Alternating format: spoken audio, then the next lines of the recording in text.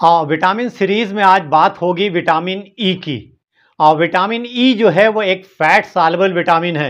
और fat soluble vitamin की क्या ख़ास बात है, ये हम लोग इससे पहले के 2 वीडियोज़ में जब हम लोग विटामिन ए और डी के बारे में बात कर रहे थे तो हम लोग डिस्कस कर चुके हैं। यहाँ डिस्क्रिप्शन में लिंक है, जिन लोगों ने वो वीडियोज़ ना देखे हों वो जा कर के देख सकते हैं। तो विटामिन ई कहने को तो एक विटामिन है, लेकिन ये 8 तरह के फैट सॉल्युबल कंपाउंड से मिलकर बना है, जिसमें 4 तो टोकोफेरॉल होते हैं और 4 तरह के ट्रोकोट्रायोनॉल होते हैं। लेकिन ह्यूमन बींग्स के लिए, मनुष्यों के लिए जो सबसे इंपॉर्टेंट है उसे हम लोग कहते हैं alpha tocopherol. Alpha tocopherol.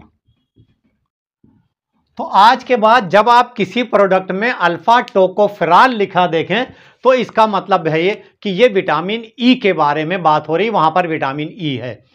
Vitamin E हमारे शरीर के लिए क्यों ज़रूरी है, क्यों इम्पॉर्टेंट है?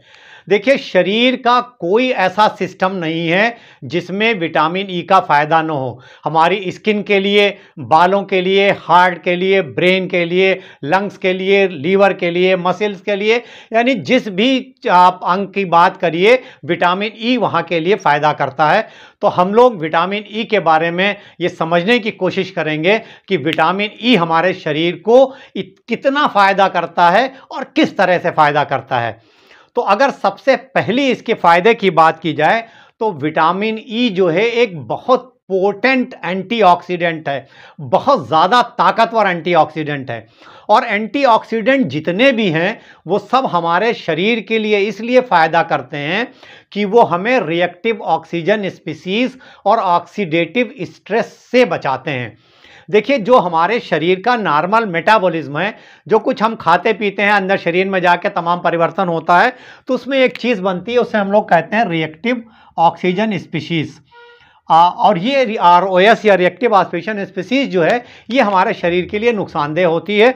जो हमारा सेलुलर स्ट्रक्चर है वहाँ पर उसको नुकसान पहुँचाती है।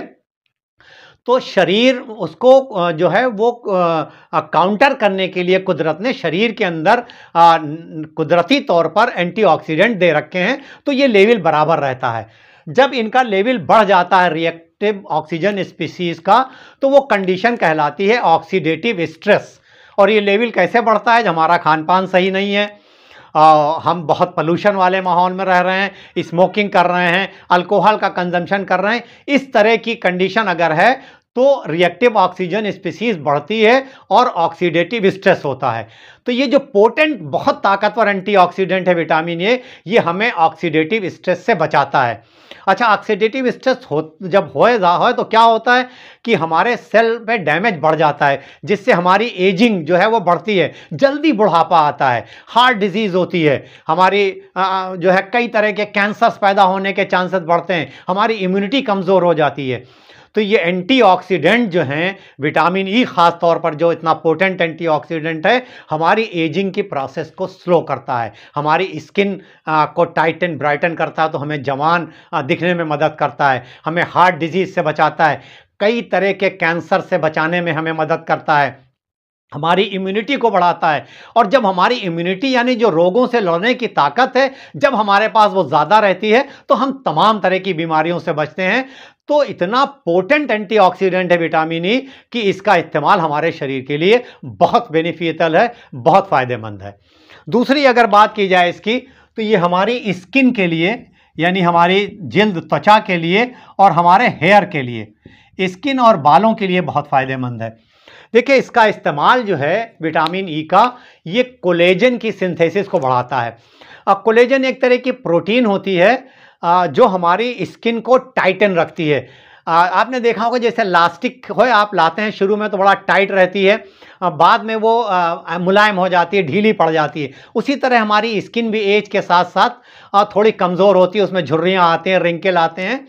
तो विटामिन ई इस प्रोसेस को स्लो करती है, हमारी स्किन को टाइटन करती है, ब्राइटन करती है, ये जो रिंकल फाइन लाइन आ गए उससे बचाती है, स्किन पे जो दाग धब्बे आ जा रहे हैं उससे बचाती है, सन बर्न अगर हो गया है तो उसको भी ठीक करने में मदद करती है, आँखों के नीचे ये जो काले घेरे आ जाते हैं इसको भी कम करने में मदद करती है, प्रेगनेंसी के बाद फीमेल्स में जो स्ट्रेच मार्क आ जाते हैं उसको घटाने में मदद करती है। जो कहीं पर हमें चोट लग गई या फोड़े फुंसी हो, उसमें जो स्कार बनता है, जख्म जब भरता है, तो उसको भी कम करने में मदद करती है। तो विटामिन ई इंटरनल इस्तेमाल से यानी खाने से और लोकल इस्तेमाल से लगाने से भी हमारी स्किन को बहुत फ़ायदा होता है। तो लोकली हमें कैसे इस्तेमाल करना है, आपने देखा होगा कि एक हरे विटामिन ई के कैप्सूल्स आते हैं, बहुत मशहूर हैं, उसमें विटामिन ई का आयल होता है, तो उसको हम स्किन पे लगा सकते हैं। लेकिन लगाने से पहले हमें ये ख्याल करना है कि कुछ लोगों की स्किन बड़ी सेंसिटिव होती है, तो हमें ऐसे डायरेक्ट नहीं लगाना चाहिए। उस कैप्सूल से प्रिक करके थोड़ा सा आयल लेके पहले हमें पैच टेस्ट करना चाहिए स्किन पे, अपने कानों के पीछे 2-3 दिन उसको बराबर लगाना चाहिए। अगर हमें किसी तरह की एलर्जी नहीं होती है तो हम उसको इस्तेमाल कर सकते हैं अपने स्किन पे, और उसमें भी अगर हम डायरेक्ट इस्तेमाल ना करें तो बेहतर है हम उसको किसी फेस पैक के साथ इस्तेमाल कर लें, या हम अपनी जो नाइट क्रीम यूज़ कर रहे हैं उसमें 2-4 ड्रॉप विटामिन ई आयल को मिला के अपने चेहरे पर, अपने हाथों पे और जो स्पोक्स पार्ट हैं वहाँ लगाएं, तो उससे हमारी स्किन को बहुत फ़ायदा होता है। हमारी स्किन नरिशिंग होती है, मॉइस्चराइज करती है हमारी स्किन को, उसका रूखापन ख़त्म करती है। एक्जिमा में फ़ायदा करती है, आपको अगर एक्जिमा है तो उसमें भी लोकल इस्तेमाल जो विटामिन ई के कैप्सूल्स हैं उनका जेल जो है वो फ़ायदा करता है। आपकी बालों की चमक बढ़ाता है, बालों का टूटना कम करता है, जो अगर बाल दो मुँहे हैं तो उसमें भी लोकल फ़ायदा करता है। तो उसके लिए बेहतर तरीका ये है कि आप जो अपना आयल इस्तेमाल कर रहे हों, उस आयल में आप 1 से 2 कैप्सूल प्रिक करके उसका जेल मिला लें, और उस आयल के साथ मिला के आप उसको अपने बालों की जड़ों में बहुत हल्के हल्के हाथ से मसाज करें। उसके बाद 1-2 घंटा के लिए छोड़ दें, और फिर उसको अपने रेगुलर शैम्पू से जैसे आप वॉश करते हो वैसे वॉश कर लें। तो स्किन के लिए विटामिन ई बालों के लिए वरदान है, जादुई असर है। रिंकल दूर करने के लिए, स्किन को टाइटन करने के लिए, दाग धब्बे हटाने के लिए और फाइन लाइन दूर करने के लिए विटामिन ई ओरली और लोकली दोनों तरह से इस्तेमाल किया जा सकता है। जिन लोगों की स्किन सेंसिटिव है उन्हें बहुत एहतियात से इस्तेमाल करना चाहिए। अगर आपको एक्ने बहुत हैं तो चूंकि इसमें आयल होता है तो आपको उसके इस्तेमाल से बचना चाहिए, वहाँ पर उस कंडीशन को ये बढ़ा सकता है। तो स्किन और बालों के लिए विटामिन ई ज़रूर यूज़ करिए, ओरली भी और लोकली भी। और विटामिन ई जो है वो हमारे कार्डियोवैस्कुलर सिस्टम के हेल्थ को बहुत अच्छा रखती है, यानी हमारी हार्ट को हेल्दी रखती है, हमें हार्ट अटैक से बचाती है। देखिए, ये जो ब्लड वेसल्स के अंदर प्लग बनता है, जो कोलेस्ट्रॉल जमा होता है उससे क्लॉटिंग होती है, उस क्लॉटिंग को डिसॉल्व करती है, दूर करती है, तो हमारे हार्ट अटैक के चांसेस को बहुत घटा देती है। ब्लड वेसल्स जो हैं हमारी, उनको लचीला रखती है, तो हमारे ब्लड प्रेशर को भी मेंटेन रखती है। और चूँकि ब्लड में क्लॉटिंग जो है वो घटाती है तो हमारे ब्रेन में स्ट्रोक होने के चांसेस को घटा देती है। तो पूरे कार्डियोवैस्कुलर सिस्टम के लिए बहुत फ़ायदेमंद है। ये हमारे एलडीएल कोलेस्ट्रॉल जो है उसके लेवल को घटाती है, ट्राइग्लिसराइड को घटाती है, एचडीएल लेवल को बढ़ाती है, चूँकि बहुत पोटेंट एंटीऑक्सीडेंट है। तो हमारे पूरे कार्डियोवैस्कुलर सिस्टम को, यानी हमारा हार्ट और हार्ट के साथ जो हमारी ब्लड वेसल्स हैं उन सब को ठीक रखती है, ब्लड प्रेशर को रेगुलेट रखती है, ब्रेन में स्ट्रोक से बचाती है।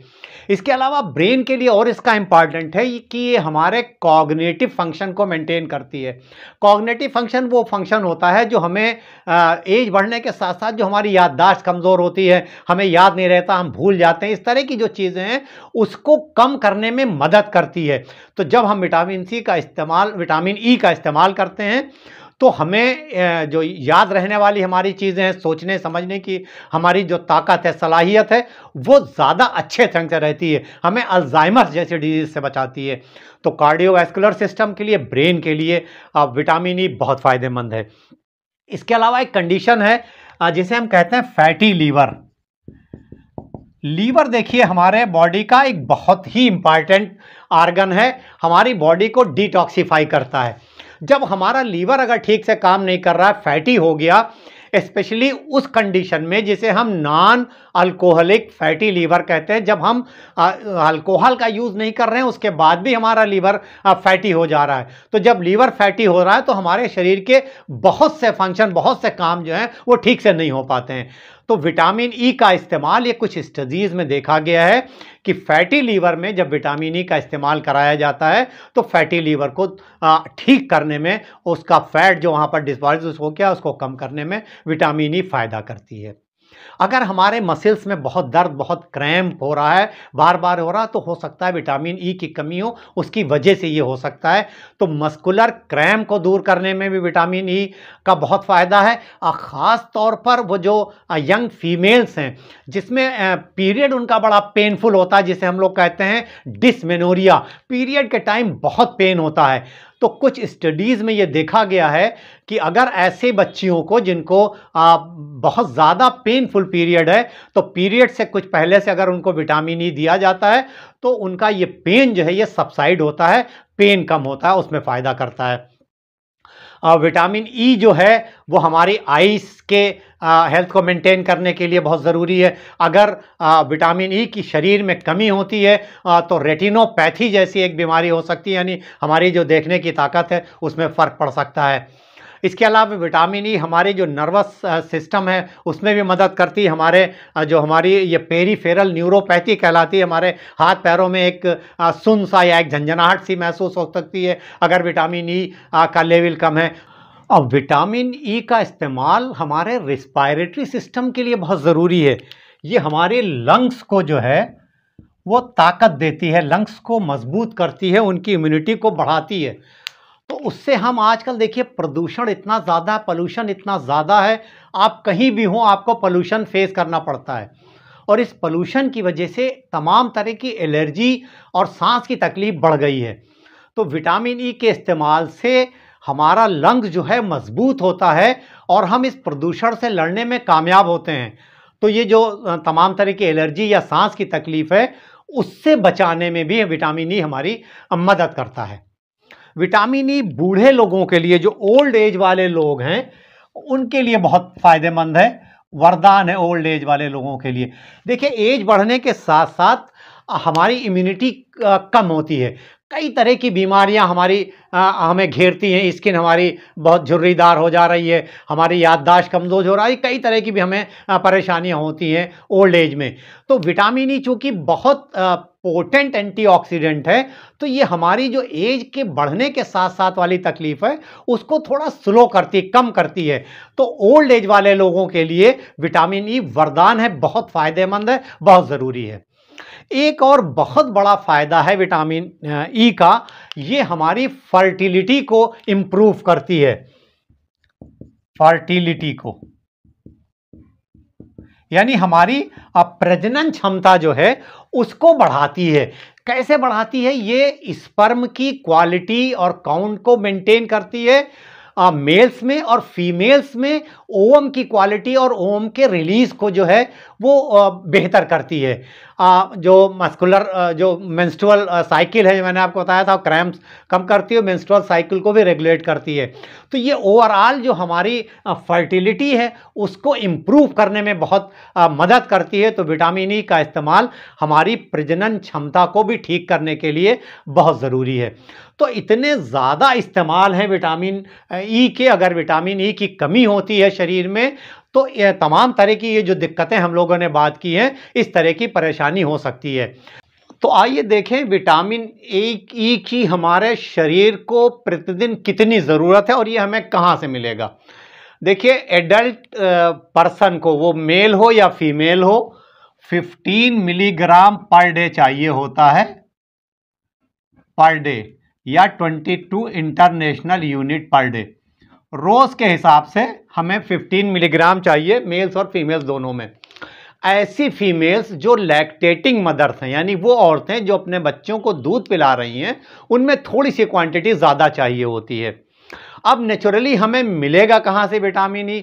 देखिए मेनली ये आता है वेजिटेरियन सोर्सेस से। किसी भी तरह का फ्रूट का आप नाम लेंगे, वेजिटेबल का नाम लेंगे, अनाज का नाम लेंगे, सब में आपको विटामिन ई मिलेगा। अगर रिच सोर्स की बात की जाए तो व्हीट जर्म ऑयल बहुत रिच सोर्स है। व्हीट जर्म ऑयल यानी जो गेहूं के बीज से बनाया जाता है तेल, जर्म ऑयल। इसके अलावा बादाम जो है, बादाम और बादाम का तेल बड़ा अच्छा सोर्स है। और जितने भी नट्स हैं, यानी जो मेवे हैं, सब में करीब करीब मिलता है, लेकिन बादाम में, पिस्ता में थोड़ा ज़्यादा है। अब पीनट यानी मूंगफली एक बहुत अच्छा सोर्स है, पीनट बटर में भी मिलता है, इसी तरह आलमंड बटर में है। इसके अलावा जो बीज हैं, ख़ास तौर पर सूरजमुखी के बीज जो हैं, सनफ्लावर के बीज जो हैं उनमें है अच्छा खासा, उसके सनफ्लावर ऑयल में है, जितने तरह के तेल हैं सब में है, चाहे वो जैतून का तेल हो, जो भी तेल हैं सब में आपको वेजिटेबल जो ऑयल्स हैं सब में आपको मिलेगा। आप जितनी ग्रीन लीफी वेजिटेबल्स हैं, हरी पत्ते वाली सब्जियां, खास तौर पे पालक में है, ब्रोकली में है, सरसों के साग में बहुत अच्छा है, शिमला मिर्च में है जो लाल वाली है, जो शकरकंद है उसमें है, फ्रूट्स में, सारे फ्रूट्स में तकरीबन आपको मिलेगा, अच्छी तादाद में आपको पपीता में मिलेगा, आम में मिलेगा, अवाकाडो में मिलेगा। तो जितने तरह के भी जो होल ग्रेन है, सारे अनाज हैं, तो आप कुछ भी वेजिटेरियन खा रहे हैं सब में विटामिन ई मिलेगा आपको। नॉन वेज में भी है, एग्स में है, फिश में है, मेनली आता है वेजिटेरियन सोर्स से। अब इतना ज़्यादा चूंकि सोर्स अवेलेबल है, कुछ ना कुछ इसमें से आप खा ही रहे हैं, तमाम तरह के फ्रूट्स हैं, तमाम तरह की वेजिटेबल्स हैं, अनाज हैं, तो उससे हमें विटामिन ई मिल जाता है सफिशिएंट क्वांटिटी में। तो आम तौर पर हमारे शरीर में विटामिन ई की कमी नहीं होती है। तो ऐसे कौन से लोग हैं जिनके शरीर में विटामिन ई की कमी हो सकती है? देखिए, या तो हम बिल्कुल खाना खा ही नहीं रहे हैं, हमें खाना मिल ही नहीं रहा है, तो तमाम और चीज़ों की भी कमी होगी हमारे शरीर में, उसके साथ विटामिन ई की भी कमी होगी।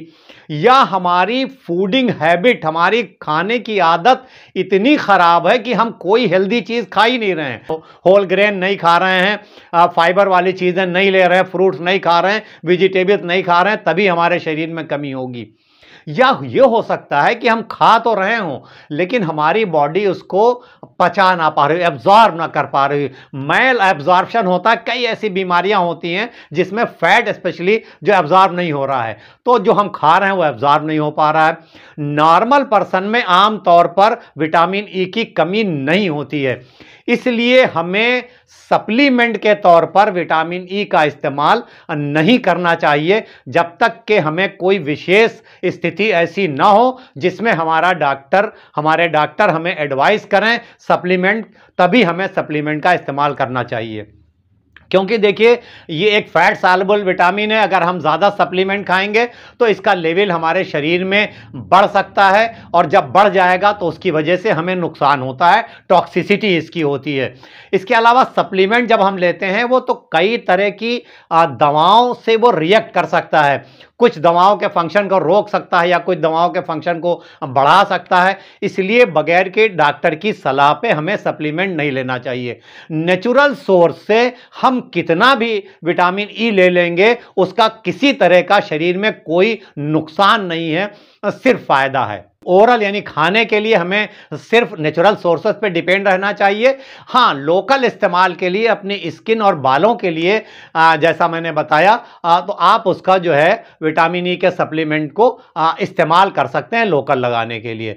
तो विटामिन ई जो है फैट सॉल्युबल विटामिन है, हमारे शरीर के लिए इसलिए बहुत ज़रूरी है कि बहुत पोटेंट एंटीऑक्सीडेंट है, हमारे हार्ट हेल्थ को अच्छा रखता है, लीवर हेल्थ को अच्छा रखता है, हमारी स्किन और बालों के लिए बहुत अच्छा है, बहुत अच्छा एंटीऑक्सीडेंट होने की वजह से हमारी इम्यूनिटी को बढ़ाता है, हमारे इम्यून सिस्टम को अच्छा रखता है, फर्टिलिटी में मदद करता है, फीमेल्स में मेंस्ट्रुअल क्रैम्प से बचाता है। तो इस तमाम तरह के फायदे के लिए हमें विटामिन ई का इस्तेमाल ज़रूर करना चाहिए, और वो नेचुरल सोर्स से तमाम तरह के फ्रूट्स और वेजिटेबल्स। मेरा ख्याल से विटामिन ई के बारे में इस वीडियो से आपको पूरी मालूमात हो गई होगी। आज के इस वीडियो में बस इतना ही। आपसे इजाज़त चाहने से पहले एक छोटी सी रिक्वेस्ट कि अगर अभी तक आपने इस चैनल को सब्सक्राइब ना किया हो तो प्लीज़ इस चैनल को सब्सक्राइब करें, और अगर आपको ये वीडियो पसंद आया तो इसे एक लाइक दीजिए और शेयर करिए अपने दोस्तों, रिश्तेदारों, जानने वालों के साथ, जिससे उनको भी विटामिन ई के बारे में पूरी मालूमात हो सके। इस उम्मीद से आपसे विदा कि इंशाअल्लाह जल्द मुलाकात होगी किसी एक नए टॉपिक के साथ।